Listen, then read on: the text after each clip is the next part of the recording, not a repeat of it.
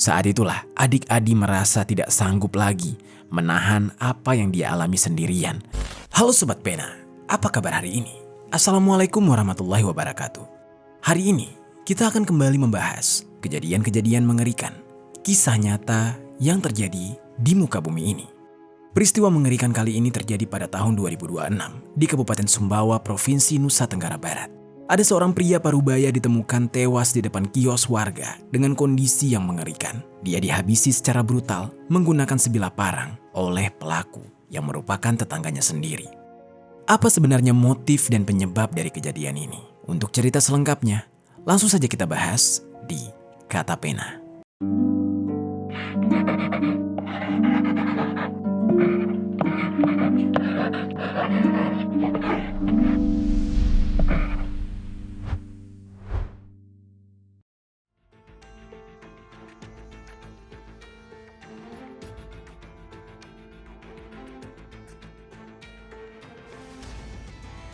Sebelum kita mulai ke ceritanya, jangan lupa untuk subscribe channel ini dan bagikan video ini ke teman-teman kalian. Cerita ini dibuat berdasarkan berita yang sudah beredar dan diterbitkan oleh beberapa media publik yang aku sajikan dan aku rangkum dalam bentuk alur cerita. Kita mulai ceritanya. Di Kabupaten Sumbawa, Provinsi Nusa Tenggara Barat, tepatnya di Dusun Marga, Desa Marga Karya, Kecamatan Lunyuk, hiduplah seorang pria yang bernama Agus Salim atau yang kerap disapa dengan nama Agus. Pada saat itu Agus sudah berusia 56 tahun. Di usianya yang sudah terbilang paruh baya itu, Agus masih aktif bekerja demi memenuhi kebutuhan hidup keluarganya. Meski tidak banyak media yang menguraikan tentang latar belakang keluarganya secara detail, tapi diketahui bahwa Agus sudah berkeluarga dan memiliki seorang istri dan anak. Sehari-harinya, Agus bekerja sebagai seorang supir, tapi media tidak banyak menjelaskan tentang di mana sebenarnya Agus bekerja. Yang jelas Agus di saat itu sering sekali berinteraksi dengan masyarakat, baik dengan penumpangnya maupun dengan para tetangga di lingkungan sekitarnya. Di saat itu, tetangga dekat Agus yang cukup mengenal sosok Agus di dalam kesehariannya adalah seorang pria yang bernama Adi. Adi ini juga tinggal di lingkungan yang sama dengan Agus, yaitu di wilayah Moyohulu. Selain tinggal bersama dengan istri dan anaknya, Adi juga tinggal bersama dengan orang tua dan adik kandungnya. Adik kandung Adi diketahui merupakan seorang perempuan yang identitasnya tidak dijelaskan secara rinci. Sehari-harinya, Adi ini kerap pergi ke sawah untuk bekerja. Dia melakukan pekerjaan itu demi menafkahi keluarganya. Dan tidak jarang, selain bekerja dan pulang ke rumah, Adi juga kerap berinteraksi santai dengan orang tua dan adiknya. Dengan sang adik, Adi bisa dikatakan cukup dekat dan saling menjaga satu sama lain. Hubungan antara Agus dan Adi sebenarnya hanya sebatas tetangga dekat saja, karena keduanya memiliki usia yang tidak jauh berbeda. Mereka sering bertukar sapa dan ngobrol singkat sebagai tetangga. Sama dengan para tetangga lain, hubungan keduanya cukup baik, tapi rupanya ada fakta yang mencengangkan yang melibatkan sosok Agus ini. Fakta itu mulai terungkap setelah adik kandung dari Adi menceritakan semuanya. Meskipun di mata warga setempat Agus dikenal sebagai sosok yang ramah dan kerap menyapa para tetangga. Tapi di balik sikapnya itu, rupanya Agus melakukan tindakan yang tidak pantas terhadap seorang perempuan, yang mana itu adalah adik kandung dari Adi. Agus ternyata beberapa kali berperilaku tidak wajar, bahkan sempat mengintip adik dari Adi saat berada di dalam kamar mandi. Awalnya adiknya Adi ini memendam semuanya sendiri karena dia tidak mau membuat suasana menjadi riuh. Namun perilaku Agus tersebut ternyata tidak berhenti satu kali saja. Dia melakukan itu berkali-kali. Hingga pada suatu waktu, Agus melakukan tindakan yang semakin melampaui batas. Dikarenakan tempat tinggal Agus cukup dekat dengan tempat tinggal Adi dan keluarga, Agus ternyata mengetahui kebiasaan sehari-hari dari keluarga Adi. Di saat sedang sepi, hanya ada adik Adi di rumah. Agus diam-diam memanfaatkan situasi itu. Agus menunjukkan bagian sensitif dari tubuhnya kepada adik Adi. Saat itulah adik Adi merasa tidak sanggup lagi menahan apa yang dia alami sendirian. Tindakan pelecehan dari Agus benar-benar membuatnya terganggu. Dengan rasa takut yang mendalam, dia akhirnya memberanikan diri untuk menceritakan hal ini kepada keluarganya, termasuk kepada kakaknya, Adi. Setelah mendengar cerita itu, Adi dan keluarganya tidak mampu menahan amarah karena merasa sangat dihina oleh Agus. Dia merasa adiknya sudah dilecehkan. Keluarga Adi yang marah mendengar hal itu sempat ingin langsung menemui Agus di rumahnya. Tapi saat itu, keluarga Adi ingin melaporkan terlebih dahulu hal ini kepada aparat desa setempat sebelum terjadi hal-hal yang tidak diinginkan.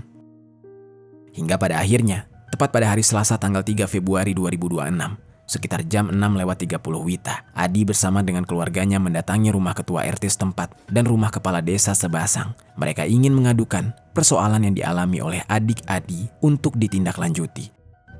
Kemudian, Kades Sebasang pun mengagendakan pertemuan kedua belah pihak di kantor desa Sebasang pada jam 11 siang, guna mencari solusi terhadap persoalan ini.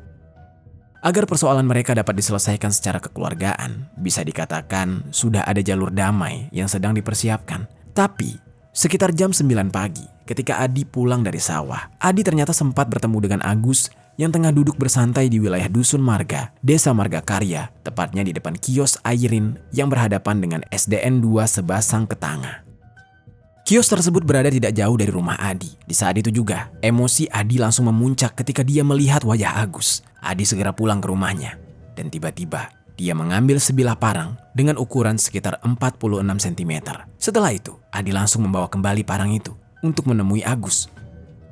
Dan ketika dia kembali, tanpa banyak bicara, Adi tiba-tiba langsung mengayunkan parang itu ke arah kepala Agus. Seketika itu juga, kepala Agus langsung robek, mengucurkan cairan merah yang begitu deras, dan Agus pun terjatuh dengan kondisi tertelungkup. Agus sempat berteriak minta tolong, sembari menahan sakit, tapi di saat itu Adi tidak berhenti. Dia justru kembali mengayunkan parang yang dia bawa ke arah kepala Agus tanpa rasa bersalah sedikit pun. Warga sekitar yang mendengar suara teriakan itu dan melihat kejadian tersebut langsung berhamburan keluar dari rumah masing-masing. Awalnya, mereka tidak berani mendekat karena melihat Adi membawa parang. Tapi setelah melihat Adi melarikan diri, beberapa warga berusaha mendekat dan melihat kondisi Agus yang tergeletak dan bersimbah cairan merah. Seketika itu juga, suasana di lokasi tersebut berubah mencekam. Sejumlah murid di sekolah yang sebelumnya tengah menjalani pembelajaran di SDN 2 Sebasang Ketanga jadi panik ketika melihat kerumunan dan kegaduhan yang terjadi di seberang jalan tersebut. Mereka di saat itu hanya melihat dari kejauhan, sementara sebagian warga segera menghubungi pihak medis dan melaporkan kejadian ini kepada aparat desa dan pihak kepolisian. Hingga tidak lama kemudian, ambulans pun datang dan Agus segera dibawa ke puskesmas setempat. Setibanya dia di puskesmas, ternyata nyawa Agus tidak dapat tertolong. Agus dinyatakan meninggal dunia akibat luka di bagian kepala dan terlalu banyak kehabisan cairan merah. Guna kepentingan penyelidikan lebih lanjut, jenazah Agus akhirnya dievakuasi ke rumah sakit setempat untuk kemudian dilakukan visum dan otopsi. Sementara itu, pihak kepolisian dari Polres Sumbawa bersama dengan jajaran Polsek Moyo Hulu segera mendatangi lokasi kejadian setelah menerima laporan dari warga. Setibanya di TKP, petugas langsung melakukan langkah awal pengamanan dengan memasang garis polisi berwarna kuning untuk mensterilkan area. Langkah ini dilakukan guna mencegah warga mendekat dan menghindari rusaknya barang bukti di sekitar lokasi kejadian. Petugas kemudian melakukan olah TKP secara menyeluruh. Di sekitar lokasi ditemukan bercak cairan merah yang cukup banyak, serta sebuah telepon genggam milik korban yang terjatuh tidak jauh dari posisi tubuhnya. Selain mengamankan barang bukti fisik di lokasi, polisi juga melakukan penelusuran terhadap kemungkinan adanya kamera pengawas atau CCTV di sekitar tempat kejadian. Dari hasil pemeriksaan, diketahui bahwa kios milik warga yang berada tepat di depan lokasi ternyata memiliki CCTV. Petugas segera berkoordinasi dengan pemilik kios untuk memeriksa rekaman tersebut. Dan setelah dilakukan pengecekan, rekaman CCTV memperlihatkan jelas momen ketika pelaku mendatangi korban dan melakukan penyerangan menggunakan sajam jenis parang dengan sangat sadis. Di dalam rekaman itu, terlihat korban sedang duduk sambil memainkan handphone sebelum tiba-tiba diserang dari jarak dekat. Rekaman tersebut kemudian diamankan oleh penyidik sebagai alat bukti elektronik. Selanjutnya, petugas memeriksa sejumlah saksi yang berada di sekitar lokasi, termasuk seorang pemilik kios, warga yang pertama kali mendatangi korban, serta beberapa warga lain yang juga ikut melihat pelaku membawa parang. Dari hasil pemeriksaan awal, diperoleh keterangan bahwa pelaku adalah tetangga dekat dari korban sendiri, yaitu Adi. Hubungan keduanya sebelumnya diketahui sempat memanas akibat persoalan dugaan tindakan tidak senonoh yang dilakukan oleh korban terhadap adik dari pelaku. Di sisi lain, setelah melakukan penyerangan itu, Adi sempat meninggalkan lokasi kejadian dengan langkah yang tergesa-gesa. Tapi dia tidak berusaha melarikan diri keluar desa ataupun bersembunyi. Dia masih berada di wilayah Dusun Marga, tidak jauh dari tempat tinggalnya. Parang yang masih berada di tangannya tampak berlumuran cairan merah. Parang itu seolah menjadi saksi bisu atas tindakan yang baru saja dilakukan. Beberapa warga yang melihat saat itu juga tidak berani mendekat karena Adi membawa parang. Saat itu situasi masih tegang dan sebagian warga justru fokus memberikan pertolongan kepada korban. Di dalam kondisi itu, Adi berjalan jauh dengan wajah tegang dan nafas tersengal. Perlahan, emosi yang sebelumnya memuncak mulai mereda. Dia mulai menyadari perbuatannya. Adi pun kembali ke rumahnya, lalu mengambil sepeda motor miliknya. Sebelum akhirnya dia bertemu dengan pihak keluarga. Tapi di saat itu, Adi tidak pernah mengatakan sepatah kata pun kepada mereka. Pihak keluarga Adi yang mengetahui kejadian itu juga masih sangat terkejut. Mereka tidak menyangka bahwa tindakan nekat yang dilakukan oleh Adi sangatlah mengerikan. Sebelumnya, keluarga hanya berniat ingin menempuh jalur kekeluargaan melalui pemerintah desa atas persoalan yang mereka alami. Tapi peristiwa ini telah terjadi dan mereka tidak dapat lagi mencegah konsekuensi hukum yang akan dihadapi. Tanpa upaya untuk melarikan diri lebih jauh, dia justru memilih mendatangi Polsek Muyo Hulu. Keputusan ini diambil dalam waktu singkat setelah kejadian. Dia tidak berusaha menghindari proses hukum di saat itu. Sesampainya Adi di Polsek Muyo Hulu, Adi langsung menyatakan bahwa dialah pelaku atas penyerangan terhadap Agus. Petugas kepolisian yang menerima kedatangannya langsung mengamankan Adi. Parang sepanjang kurang lebih 46 cm yang dibawa oleh Adi langsung diamankan sebagai barang bukti utama. Senjata tajam tersebut kemudian disegel dan dicatat dalam berita acara penyitaan. Selanjutnya, pemeriksaan forensik dilakukan terhadap parang tersebut. Pemeriksaan meliputi uji bercak cairan merah yang memastikan kecocokan DNA dengan korban, pemeriksaan sidik jari pada gagang parang, serta analisis pola luka yang dicocokkan dengan karakteristik senjata tajam yang digunakan. Langkah tersebut penting untuk menguatkan hubungan antara alat bukti dan akibat yang ditimbulkan pada tubuh korban, sehingga unsur pembuktian dalam perkara pidana dapat terpenuhi secara ilmiah. Setelah proses pemeriksaan medis terhadap jasad Agus sebelumnya dilakukan oleh tim medis di instalasi forensik rumah sakit setempat, diperolehlah hasil bahwa korban mengalami luka serius akibat sajam berupa parang. Berdasarkan hasil visum dan otopsi, ditemukan luka robek terbuka pada bagian kepala. Luka tersebut cukup dalam hingga mengakibatkan luka yang sangat parah. Tim medis juga mencatat adanya tanda-tanda kehilangan cairan merah dalam jumlah besar yang berpotensi menjadi penyebab utama dari kematian. Hasil pemeriksaan medis kemudian disusun secara resmi untuk kepentingan proses penyidikan dan pembuktian di persidangan. Setelah seluruh prosedur medis dan administrasi selesai dilakukan, jenazah Agus kemudian diserahkan secara resmi kepada pihak keluarga. Proses penyerahan tersebut disaksikan oleh aparat polisi dan perwakilan keluarga yang kemudian membawa jenazahnya ke rumah duka di desa setempat. Di rumah duka, suasana begitu pecah, sedih dan kecewa mendalam, menyelimuti keluarga serta kerabat yang mengenal sosok Agus semasa hidupnya. Keluarga tidak bisa menahan tangis ketika jenazah tiba. Pihak keluarga masih tidak menyangka permasalahan tentang tindakan tidak senonoh yang dilakukan oleh Agus terhadap adik kandung pelaku akan berakhir semengerikan ini. Sebelumnya keluarga Agus diminta untuk datang ke kantor desa guna menyelesaikan persoalan tersebut secara kekeluargaan. Tapi kenyataannya pertemuan yang direncanakan tidak pernah terjadi. Agus justru tewas sebelum sempat memberikan penjelasan kepada pihak keluarga dan juga keluarga pelaku. Pihak keluarga masih sulit menerima kenyataan ini. Sejumlah warga dan perangkat desa turut hadir menyampaikan belasungkawa serta membantu proses pemakaman jenazah sesuai dengan adat dan keyakinan keluarga. Aparat keamanan juga melakukan pemantauan secara terbatas untuk memastikan suasana tetap kondusif demi mencegah potensi adanya perselisihan selanjutnya di tengah masyarakat. Hingga jenazah Agus selesai dimakamkan dengan layak di tempat pemakaman umum desa setempat. Kepergian Agus pun masih meninggalkan duka mendalam bagi pihak keluarga dan warga sekitar. Di tengah suasana duka yang masih menyelimuti pihak keluarga korban, proses hukum terhadap Adi sebagai pelaku terus berjalan. Adi menjalani pemeriksaan awal oleh penyidik di Polsek Muyo Hulu. Dalam pemeriksaan tersebut, penyidik mendalami kronologi kejadian secara rinci, termasuk waktu, tempat, serta rangkaian peristiwa yang terjadi sebelum penyerangan. Di hadapan pihak kepolisian, Adi mengaku bahwa dia melakukan penyerangan dalam keadaan emosi setelah mengetahui kalau adiknya oleh korban. Dia mengatakan bahwa saat itu dia terbawa amarah dan berniat ingin memberikan pelajaran kepada Agus, tapi tindakannya justru berujung pada akibat yang fatal tanpa dia sadari.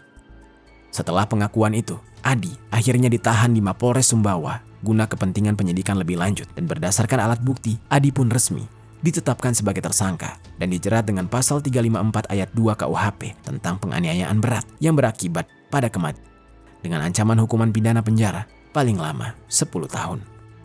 Adi di saat itu harus mempertanggungjawabkan perbuatannya di hadapan hukum. Meski dia mengaku melakukan tindakan penyerangan karena emosi dan berniat membela adiknya, alasan tersebut tidak semerta-merta menghapus pertanggungjawaban di hadapan hukum. Dalam perspektif hukum pidana, tindakan main hakim sendiri tetap merupakan perbuatan melawan hukum, terlebih ketika itu berujung pada hilangnya nyawa seseorang. Sementara itu, bagi pihak keluarga korban, kejadian ini tidak hanya merenggut nyawa salah satu anggota keluarga mereka, tapi juga menyisakan luka batin terhadap apa yang dilakukan oleh korban sebelumnya. Hingga saat ini, tidak ada informasi yang jelas mengenai persoalan sebelumnya yang melibatkan Agus dan adik pelaku. Persoalan itu tidak pernah dilaporkan secara resmi kepada aparat penegak hukum dan belum sempat diselesaikan melalui mediasi secara kekeluargaan sebagaimana yang sudah direncanakan oleh kantor desa. Akibatnya, tidak banyak media yang menjelaskan secara rinci tentang hal itu karena informasi yang beredar sebagian besar hanya berasal dari keterangan sepihak dari keluarga pelaku dan belum diverifikasi melalui proses hukum yang sah. Itu dia sobat, kisah dari Agus yang dihabisi oleh tetangganya sendiri yang bernama Adi akibat dari Agus yang suka melakukan tindakan pelecehan dan tindakan tidak senonoh terhadap adik dari Adi. Apa pelajaran yang bisa kita ambil dari kisah ini? Oh ya sobat, aku pengen ngasih tahu ke kalian, Kata Pena tergabung di dalam program YouTube Shopping Affiliate. Nah, buat kalian yang sedang mencari barang-barang yang menarik dan keren, aku punya beberapa rekomendasi produk untuk kalian. Kalau tertarik, langsung saja klik link produk di pojok kiri bawah untuk pembeliannya.